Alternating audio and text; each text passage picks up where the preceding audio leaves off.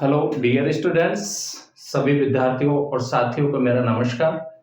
प्रिय विद्यार्थियों, आज की क्लास का जो हमारा टॉपिक रहेगा, पिछली क्लास के अंतर्गत हमने व्यवहारवाद के संदर्भ में पढ़ा था और आज जो हमारा टॉपिक रहेगा वो उत्तर व्यवहारवाद रहेगा। कौन सा रहेगा? उत्तर व्यवहारवाद। देखिए कि व्यवहारवाद की दुर्बलताओं के फलस्वरूप जो है उत्तर व्यवहारवाद का जो है जन्म होता है और द्वितीय महायुद्ध के बाद से ही व्यवहारवादी विचारकों ने तकनीक अथवा अनुसंधानों के तरीकों पर आवश्यकता से अधिक जो है बल दिया, जिसके परिणाम स्वरूप राजनीति विज्ञान जीवन की वास्तविक समस्याओं से जो है अलग हट गया। ठीक है, उसके बाद में जो है सन 1960 में जो है व्यवहारवाद की इस स्थिति पर सबसे भारी जो प्रहार किए 1960 के दशक में वो डेविड स्टर्न ने किया, जो कि व्यवहारवाद के अग्रदूतों में से उनको जो है मोस्टली रूप में जो है प्रमुख माना जाता है। तो व्यवहारवाद में जो खामियां रह गई थी, त्रुटियां रह गई थी, उनके फलस्वरूप जो आंदोलन चला उसको जो है पोस्ट बिहेवियरलिज्म या उत्तर व्यवहारवाद के नाम से जाना जाता है। देखिए, हम इसके संदर्भ में महत्वपूर्ण बातों पे बातें करेंगे कि डेविड स्टर्न ने सुझाव दिया कि जहां एक और संसार में तीव्र गति से सामाजिक और राजनीतिक परिवर्तन हो रहे हैं, वहां दूसरी ओर व्यवहारवादी विचारक अनुसंधान की तकनीकों का विकास करने पर समय बर्बाद कर रहे हैं। अतः उन्हें नवीन परिस्थितियों के अनुसार जो व्यवहारवादी हैं वो अध्ययन को प्रगति पर निराशा व्यक्त कर व्यवहारवादी अध्ययन के पुनरावलोकन पर जो है विचारकों का ध्यान खींचा। उनका विचार था कि राजनीति विज्ञान के अंतर्गत किया जाने वाला शोध और अध्ययन की पद्धति ऐसी होनी चाहिए जिससे जीवन की वास्तविक जो समस्याएं हैं उनको समझा जा सके और उनका समाधान प्रस्तुत किया जा सके। ठीक है, तो अब हम देखते हैं कि जो है डेविड स्टर्न ने 1969 में, ध्यान देना कि डेविड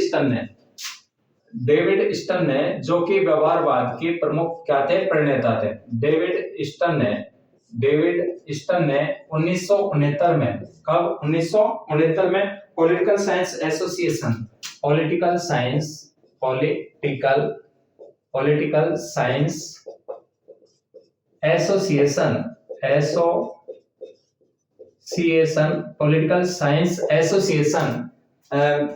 के 65वें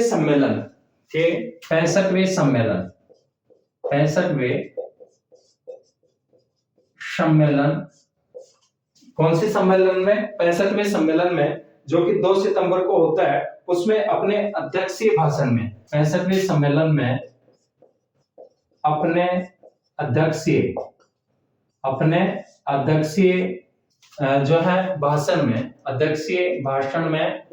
कौन से भाषण में? अध्यक्षीय भाषण में जो है व्यवहारवादी क्रांति की घोषणा की।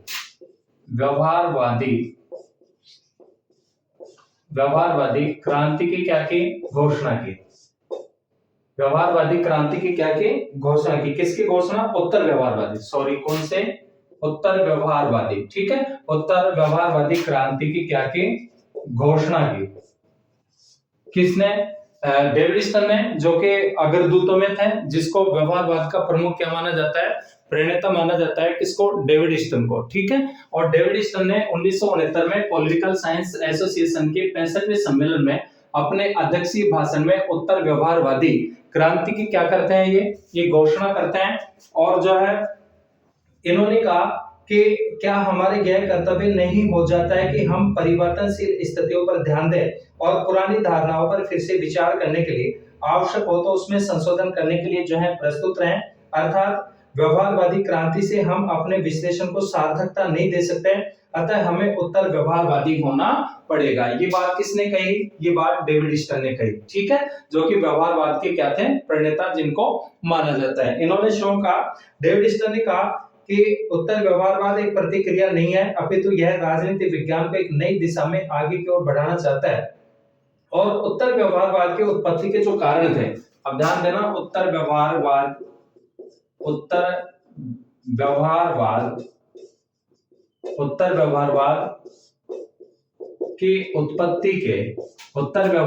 की उत्पत्ति के कारण। ठीक है, कि उत्तर व्यवहारवाद के लिए कौन से उत्तरदायी जो कारण थे, जिनके आधार पर जो है, जिनके कारण से उत्तर व्यवहारवाद का जन्म होता है। एक तो देखिए, व्यवहारवाद के राजनीति का प्राकृतिक विज्ञान बनाने की असफलता, यानी व्यवहारवाद के द्वारा राजनीति विज्ञान को प्राकृतिक विज्ञान बनाने में असफल रहा। मानव के व्यवहारवाद के अध्ययन में अनिश्चितता रही और सामाजिक संकटों और समस्याओं की जो है उपेक्षा की गई और मूल्यों की क्या की गई, उपेक्षा की गई, जिसके कारण से व्यवहारवाद, उत्तर व्यवहारवाद का क्या होता है, प्रादुर्भाव होता है। इस प्रकार उत्तर व्यवहारवाद व्यवहारवाद का संशोधन है, खंडन नहीं है। ठीक है, ध्यान देना कि उत्तर व्यवहारवाद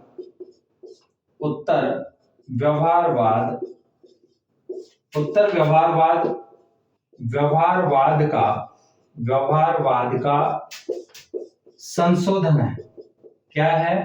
संशोधन है, उसका खंडन नहीं है, उसका खंडन नहीं है। ठीक है, ये बात आपको ध्यान रखनी है। ठीक है ना, कि उत्तर व्यवहारवाद का संशोधन है, उसका खंडन नहीं है। उत्तर व्यवहारवाद की उत्पत्ति के कारण कि एक तो राजनीति विज्ञान को जो है प्राकृतिक विज्ञान बनाने में असफलता जो रही, इसके अलावा मानव के व्यवहार में के अध्ययन में अनिश्चितता रही, सामाजिक संकटों और समस्याओं की जो है क्या की जाती है, उपेक्षा की जाती है, उन पर ध्यान नहीं दिया जाता है और मूल्यों की क्या की जाती है, उपेक्षा की जाती है, जिसके कारण से उत्तर व्यवहारवाद का क्या होता है, जन्म होता है। ठीक है, और उत्तर व्यवहारवाद का संशोधन है, उसका खंडन नहीं है। इसके अलावा जो है यह तथ्यों को बनाए रखते हुए मूल्य के सामंजस्य पर बल देता है। माइकल हेंस व थियोडर एल बेकर ने द्वंद्वात्मक पद्धति से उत्तर व्यवहारवाद का अध्ययन किया। ध्यान देना, माइकल हेंस और थियोडर एल बेकर ने एक तो वाद, प्रतिवाद और संवाद। देखिए, वाद किसको माना है, परंपरागत दृष्टिकोण को, जो कि मूल्यों पर ज्यादा क्या देता है, बल, और प्रतिवाद किसको माना है, व्यवहारवाद को, जिसमें तथ्यों पर बल दिया जाता है, और संवाद के अंतर्गत उत्तर व्यवहारवाद प्लस में मूल्य और प्लस में तथ्य। तो इन्होंने द्वंद्वात्मक पद्धति से जो है इसका अध्ययन किया है उत्तर व्यवहारवाद का। किसने? माइकल हेंस ने और थियोडर एल बेकर ने। डेविड स्टन ने उत्तर व्यवहारवाद के दो नारे दिए। ध्यान देना, उत्तर व्यवहारवाद के दो नारे, उत्तर व्यवहारवाद के दो नारे, एक तो क्रमनिष्ठता व दूसरा जो है प्रासंगिकता।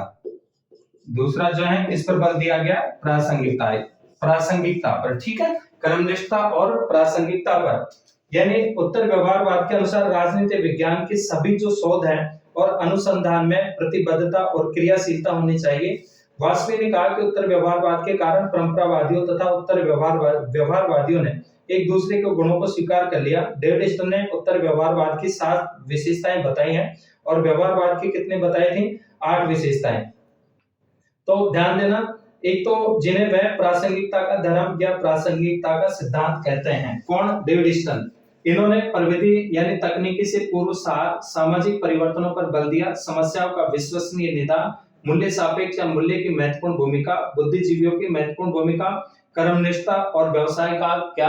राजनीतिकरण। तो इस प्रकार से डेविड स्टन ने उत्तर व्यवहारवाद की 7 विशेषताएं बताई हैं, जिन्हें प्रासंगिकता का धर्म या प्रासंगिकता का सिद्धांत भी कहा जाता है। एक बात नोट करना, ध्यान देना कि रॉबर्ट गुडिन व्यवहारवाद, उत्तर व्यवहारवाद को क्रांति कहने के स्थान पर बड़ी घटनाएं कहना उचित समझते हैं। व्यवहारवाद के कारण राजनीति विज्ञान में मूल्य सापेक्षवाद की धारणा आई और इस धारणा का विकास करने का श्रेय अर्नोल्ड ब्रेसस्ट को जाता है। 1990 के दशक के प्रारंभ में डेविड स्टन ने नव व्यवहारवाद के प्रारंभ की बात कही और व्यवहारवाद उत्तर व्यवहारवाद के अंतर को निम्न रूप में बताया जा सकता है। एक तो अवधि का अंतर, मूल्यों की भूमिका का अंतर और तकनीक का अंतर। तो डियर स्टूडेंट्स और प्यारे साथियों, ये उत्तर व्यवहारवाद के संदर्भ में महत्वपूर्ण बातें थी। नेक्स्ट क्लास में नेक्स्ट टॉपिक के साथ में मिलते हैं, तब तक सभी विद्यार्थियों का बहुत बहुत धन्यवाद।